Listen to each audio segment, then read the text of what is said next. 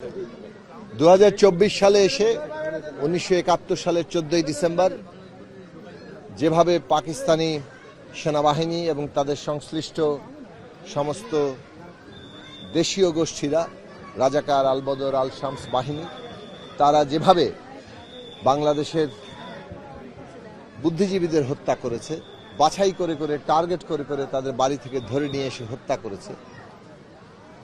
আজকে সেই দিন আমরা আজকের দিনে সকল বুদ্ধিজীবীদের প্রতি গভীর শ্রদ্ধা জানাই যারা 71 সালে শহীদ হয়েছেন।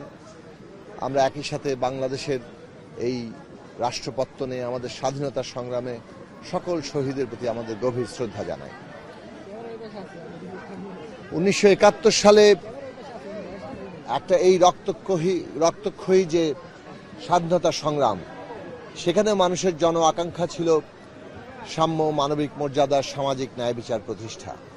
এই রাষ্ট্রটা যেটা তৈরি হচ্ছে সেই রাষ্ট্র তার নাগরিকদের জন্য সাম্য, মানবিক মর্যাদা, সামাজিক ন্যায় বিচার প্রতিষ্ঠা করবে। কিন্তু 53 বছরে আমরা দেখেছি মানুষের নাগরিকদের জন্য এই সাম্য, মানবিক মর্যাদা, সামাজিক ন্যায় বিচার প্রতিষ্ঠা হয়নি, বরং বাংলাদেশ অনেক ক্ষেত্রেই উল্টো স্রোতে হেঁটেছে।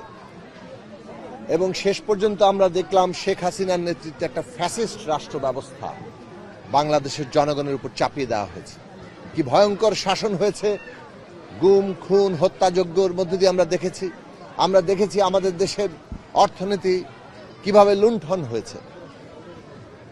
এই ভয়ঙ্কর অবস্থা শেষ পর্যন্ত টিকিয়ে রাখার জন্য জুলাই আগস্টে এসে যেভাবে আমাদের ছাত্র, শ্রমিক, তরুণদের নির্বিচারে হত্যা করা হয়েছে, শিশু, অভিভাবকরা কেউ এর মধ্য থেকে বাদ যায়নি। এত বিরাট আত্মত্যাগের মধ্য দিয়ে আবার বাংলাদেশের মানুষ ঐক্যবদ্ধ হয়েছেন যাতে এই দেশে আবারও ওই 71-এর যে অঙ্গীকার, যে প্রতিশ্রুতি, একটা সাম্য, মানবিক মর্যাদা, সামাজিক ন্যায় বিচার প্রতিষ্ঠা হবে, যেটা এক কথায় আমাদের ছাত্র তরুণরা এসছেন বৈষম্যহীন বাংলাদেশ, তার দাবি আবার তুলেছেন। সেই লক্ষ্য আবারও স্থির হয়েছে। এখন জনগণের দিক থেকে আমরা জনগণকে আহ্বান জানাই, এই ঐক্যকে আমাদের ধরে রাখতে হবে যতক্ষণ না পর্যন্ত বৈষম্যহীন বাংলাদেশ আমরা প্রতিষ্ঠা করতে পারছি।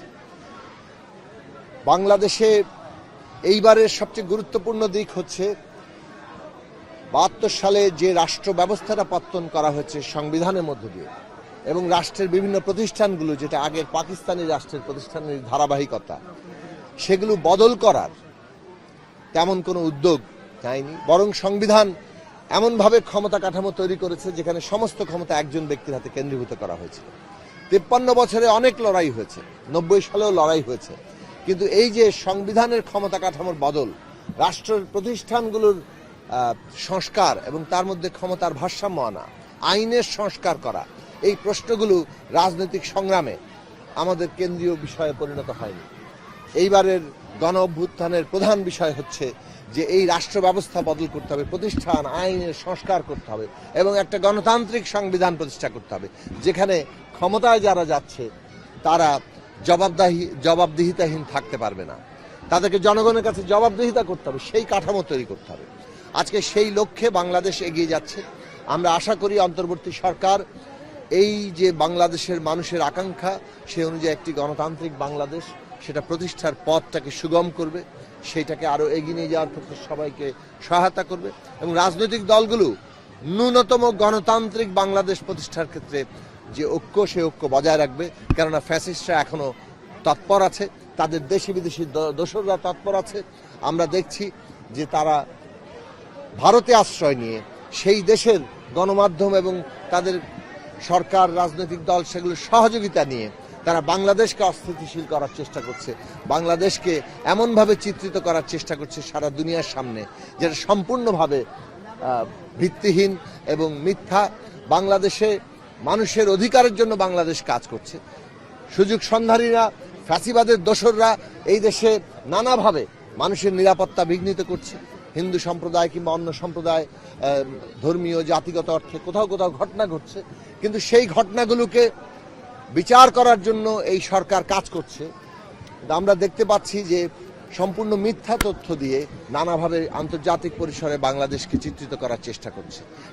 তার বিরুদ্ধে আমাদের ঐক্যবদ্ধ থাকতে হবে, লড়াই করতে হবে। ধন্যবাদ ভাই।